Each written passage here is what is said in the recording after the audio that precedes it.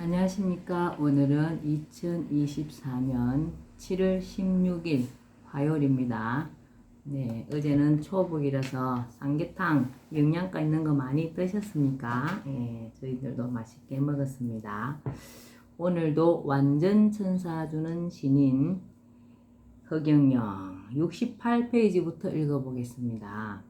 마산역에서 서울행 완행열차를 탔다가 대전역서부터 무임승차를 했다는 이유로 서울역에 붙들려갔다.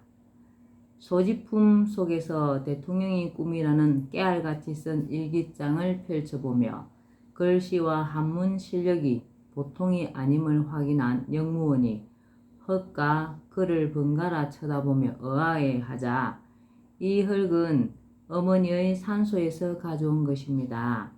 어머니가 곁에 계신다고 생각하면 산만하지 않고 위안이 되며 어디든 항상 조심이 돼 탈선할 수가 없지 않겠습니까? 란 말이 영무원들의 마음을 움직였고 그 말 한마디에 여직원들로부터 대견하다는 말과 함께 노자까지 받고는 쉽게 풀려날 수가 있었다.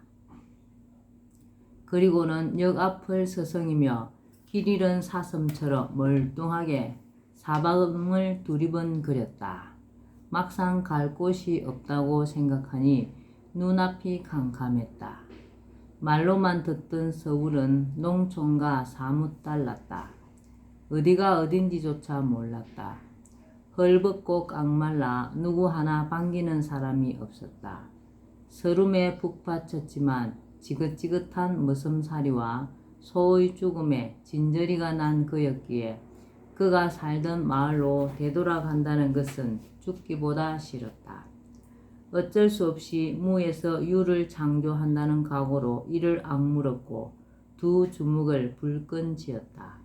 맨 처음 남대문 시장 입구에서 구두 닦기부터 시작했다. 학교는 광화문에 있는 중학교 과정인 야간 협성 고등공민학교에 입학했다. 문제는 잠잘 곳이었다. 찾아간 곳은 남대문 시장 지하 도로에 있는 지객꾼들의 합숙소였다. 그러나 이들의 몸에서 나는 악취와 담배 연기 그리고 몇몇 사람의 구박 때문에 오래 머물 수가 없었다. 어쩔 수 없이 구두 닦기를 접고 중국집 뽀이 노릇을 하다가 도봉산에서 촬영하는 전쟁 영화의 엑스트라로 들어갔다. 산을 오르며 연기를 하던 중 폭약이 터져 하마터면 목숨을 잃을 뻔했다. 그러다가 수유리에 있는 화계사단절에 들어갔다. 숭산 스님 밑에서 2년 넘게 행자 생활을 하며 불경을 터득했다. 그곳에서 중학교를 졸업하고 고등학교인 협성상업전수학교에 입학했다. 그러나 스님이 포교차 미국으로 떠나는 바람에 절에서 나와 광화문의 내수동에 있는 교회에 들어가 목사의 양아들이 됐고 그 나이에 어린이들에게 성경을 가르쳤다. 돈을 벌기 위해 학생복을 입고 버스에서 볼펜을 파는가 하면 금반지 공장, 폐타이어 공장, 벽돌 나르는 공사장에 들어가 일을 했다. 그런데 벽돌을 지고 건물 위에 오르다가 추락해 의식을 잃기도 했다. 복막염 수술 뒤엔 쉴 새도 없이 버스 조수가 되어 밤늦게까지 기계 정비를 하는 등 고초를 겪었다. 그러다 보니 옷은 성한 게 없었고 학교 갈 시간에 쫓겨 제대로 말리지도 않아 젖은 옷을 입고 다닐 때도 있었다. 그나마 열심히 일을 해보지만 입에 풀칠할 정도였고 거처할 곳이 없어 버스에서 지내는 일이 많았다. 차속이지만 추위를 견디기 위해 온몸에 신문지를 감고 잠을 잤다. 한 번은 전구를 끌어안고 자다가 불을 내 쫓겨나기도 했다. 거처를 고심하던 끝에 서대문 형문소가 내려다 베는 산중턱에다 천막을 쳤다. 거기가 하필 홍제동의 판자촌이다. 홍제동의 판자촌이다 보니 동네 아이들이 많이 들락거렸다. 책이 훼손되는 등 무단 출입이 잦자 어쩔 수 없이 산꼭대기로 옮겨야만 했다. 현대판 노숙자 생활과 하등 다를 바 없었다. 서대문 행무소는 어떤 곳인가? 많은 농지를 소유함으로써 대지주이던 아버지가 소작인들에게 농토를 죄다 나눠주었다는 이유로 다른 지주들로부터 고발돼 졸지에 공산주의자로 몰려 억울하게 사형 언도를 받고 6.25 사변이 일어나기 바로 이틀 전에 운명한 곳이다. 그가 태어난 지 6개월이 채 되지 않았다.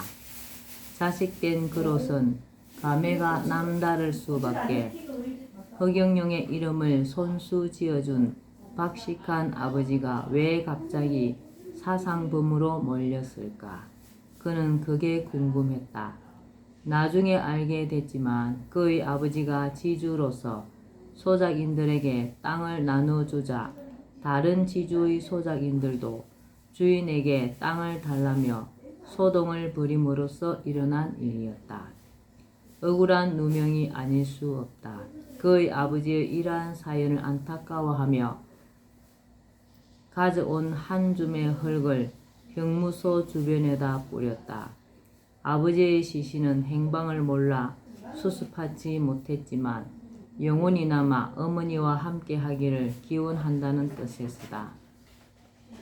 그는 엉성한 천막 속에서 더벅머리에다 헤어진 옷을 입고 더위 및 추위와 싸우며 에우라지 배워야겠다는 일념으로 달빛과 눈빛 속에서 피나게 주경야독을 했다. 서울은 너무나 삭막했다. 돈이 없으면 죽은 목숨이나 마찬가지였다. 도둑질을 빼곤 뭐든지 나섰다. 그러나 돈이 되지 않았다. 어쩔 수 없이 호떡으로 끼니를 때울 때가 한두 번이 아니었고 어떨 땐 동네를 돌아다니며 구걸도 마다하지 않았다. 옷은 헤어져 손수 끼어입고 다녔다. 그러다 보니 학생들로부터 짜집기란 별명까지 얻게 됐다. 그의 고난은 끊이지 않았다. 겨울철이었다. 강풍에 천막이 날아가 찼던 중 절벽에서 떨어져 다리 부상을 입고 한 달간 학교를 가지 못한 일도 있다. 설상가상이라 할까. 가장 견디기 어려운 건 학비 조달이었다. 해결할 일이 막막했다. 어쩔 수 없이 자신의 피를 뽑아 팔 수밖에 없었다. 그러던 어느 날이었다. 사흘 연속 매혈로 인해 병원 앞마당에서 쓰러졌고 교회의 종소리에 겨우 정신이 들어 간호사가 지어준 비타민제를 먹고 기운을 차리기도 했다. 이렇듯 그의 시련과 고통은 말로 표현할 수가 없었다. 제대로 먹지 못해 몇 차례나 허기져 쓰러졌지만 그때마다 용케도 오뚜기처럼 살아남았다. 초인 아닌 신인이었기에 가난과 외로움을 딛고 힘든 고비를 넘겼는지도 모른다. 그런 가운데서도 기쁨이랄까. 그가 대통령감이란 말을 들을 수 있었던 것은 텐트에서 침식을 하며 야간 학교를 다니던 17살 때였다. 범상치 않은 일이어서 당시를 상수해 본다. 하루는 공부를 하고 있는데 느닷없이 한 아저씨가 찾아왔다. 영하 35도나 되는 추운 날씨여서 잠시 들리라는 사람으로만 알았다. 학생이 여기서 혼자 침식하며 공부를 하는가? 보아하니 부모 형제가 없는 모양이네. 말투로 봐 고아로 생각한 것 같았다. 예, 그렇습니다만 아저씨는 누구시죠? 아저씨는 이곳저곳 두리번거리다가 쌓여진 책에 눈이 멀더니 대뜸 예기치 않은 말을 던진다. 학생을 보니 꼭 대통령을 대하는 것 같구나. 그는 자신을 알아보는 아저씨가 신기했다. 아저씨 간상 보는 분이십니까? 나 이 산 아래에 있는 연세대학교 알지? 거기에 재직 중인 철학과 교수야. 어딘가 모르게 달라 보였다. 아, 그렇습니까? 밥은 먹었는가? 방금 호떡으로 때웠습니다. 호떡이란 말에 어이가 없었던지 잠시 머뭇거리다가 정색을 하더니 교수는 친자식을 대하듯 환한 표정을 지으며 말을 잇는다. 자네 여기서 고생하지 말고 내 집에 가서 함께 지내는 게 어때? 무슨 말씀을요? 저는 여기가 좋은데요. 그는 교수의 간곡한 말에 끼니나 때울까 하고 이끌리다시피 따라 나섰다. 집이 좋고 컸으며 방이 따뜻했다. 집엔 부인과 그와 동갑내긴 딸이 있었다. 상차림이 눈이 휘둥그레질 정도로 근화했다. 상을 물리고 난 뒤 교수로부터 많은 얘기를 들을 수가 있었다. 그는 자식이 되어달라는 교수의 간곡한 청을 거절하고 이튿날 집을 나와 그의 텐트로 돌아왔다. 고온의 자리에 누웠다. 냉기가 엄습했다. 비록 짧은 시간이었지만 지옥에서 천국으로, 천국에서 지옥으로 되돌아온 느낌이 들었다. 그 뒤 모든 걸 잊고 오로지 면하게 힘썼다. 어려서부터 신동이란 소리를 듣고 자란 그는 초등학교 때부터 웬만한 학문은 거짓말처럼 마스터했다. 끈질기게 야간 학교를 다닌 끝에 한국방송통신대학을 마칠 수 있었던 그는 학창시절을 통해 성경, 팔만대장경을 비롯한 불경, 한문, 주역, 역사, 철학, 사서삼경, 삼일신고, 물리학, 천부경, 교감요록 등을 닥치는 대로 독파함으로써 그의 재능이 차고 넘쳐 대래 스승을 가르칠 정도였다고 한다. 입대 후 첩보기관인 육군보안사령관을 거쳐 월남전에 참여했다가 여러 차례 죽을 고비를 넘겼으며 귀국 후 병장으로 만기 전역했다. 여기서 한 가지 짚고 넘어가야 할 것은 그가 어떻게 하여 재벌가 및 대통령과 친분 관계를 맺는 등 일생일대의 행운을 얻게 됐느냐는 점이다. 10대 말기에 슬리퍼를 팔러 다니다 우연히 재벌가 이병철 회장의 눈에 띄어 양아들이 됐고 20대 초엔 그의 총명함으로 인해 이 회장이 몸소 박정희 대통령을 만나보게 함으로써 약 10년간 대통령의 비밀정책 보좌를 맡게 됐다. 이병화 박사의 정언. 특히 삼성의 경우 반도체 산업이 도입되고 신입사원 채용 시 관상을 보게 했던 것은 그의 아이디어가 크게 주효했다. 그럼에도 불구하고 그는 부와 권력을 탐하거나 배경을 내세우지 않았다. 뒤에 그는 이병철 회장님으로부터 받은 980억 원의 돈으로 호의호식을 하기는커녕 모 일간지에 보도했듯이 5개의 고아원을 운영하면서 무려 1,500명에 달하는 불쌍한 사람들을 위해 돕거나 장학금으로 내놓는 등 전 재산을 이에 썼다. 그럼에도 불구하고 그는 부와 권력을 탐하거나 배경을 앞세우지 않았다.